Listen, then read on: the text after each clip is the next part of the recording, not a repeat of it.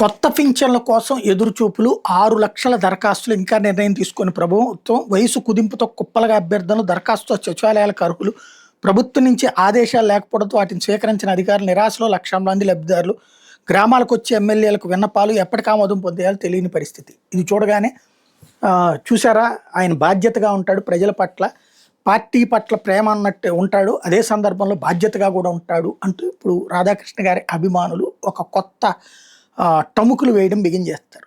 ఈ వార్తలోనే ఒక గోల్మాల్ ఉంది.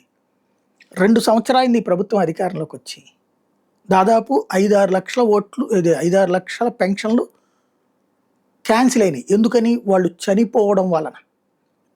నెంబర్ 1 అవన్నీ ఇచ్చారా? నెంబర్ 2 60 ఏళ్లకే పెన్షన్ అప్పట్లోనే ప్రారంభం అయిపోయింది. అంతకుముందు 65 ఏళ్ళది. దాన్ని 60 ఏళ్ళకి జగన్ టైంలోనే స్టార్ట్ చేశారు.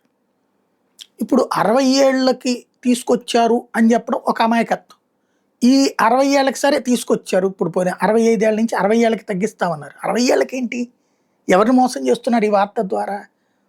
50 ఏళ్ళకి పెన్షన్ కదా చెప్పింది బీసీ ఎస్సీ ఎస్టీ మైనార్టీలకి. మరి 60 ఏళ్ళ పెన్షన్ ఏంటి? అది జాగ్రత్తగా పక్కకు పెట్టేశాడు ఆయన తెలివిగా. ఇంకోటి, ఈ 2 ఏళ్లలో కనీసం 15-20 లక్షల మంది అర్హులవుతారు. 6 లక్షలకి పరిమితం చేశాడు. అంటే రేపు పెన్షన్లు 6 లక్షల మందిది ఏమో చచ్చిపోయినందువలన ఆ ప్లేస్లో కొత్త వాళ్ళకి ఇస్తారు. గతంలో రాజశేఖర రెడ్డి గుర్తుంటే చంద్రబాబు గారిని అసెంబ్లీలో ప్రతిపక్ష నాయకుడిగా క్వశ్చన్ చేసింది అదే. ఒక ఊరు, ఒక ఏరియాకి ఒక 300-400 పెన్షన్లు ఇస్తావు, వాళ్ళు చనిపోతే తప్పించి కొత్త పెన్షన్ రాదు, ఇదేమి దౌర్భాగ్యం బాబు అని. దానికి తర్వాత రాజశేఖర రెడ్డి అధికారంలోకి వచ్చాక ఎవరికి పెన్షన్ అర్హులైతే వాళ్ళందరికీ ఇచ్చాడు. కాబట్టి ఏడాదికి ఒకసారి అర్హత చేశాడు.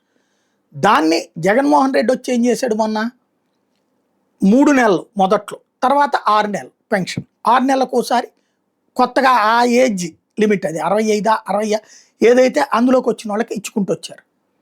ఇప్పుడు అట్లాగా రేపు 6 లక్షల మంది చనిపోయిన వాళ్ళ ప్లేస్లో రేపు పెన్షన్ ఇవ్వబోతున్నారు. అది రాధాకృష్ణ గారు వార్త వల్ల ఇచ్చుకున్నట్టు ఆయన చెప్పుకుంటాడు.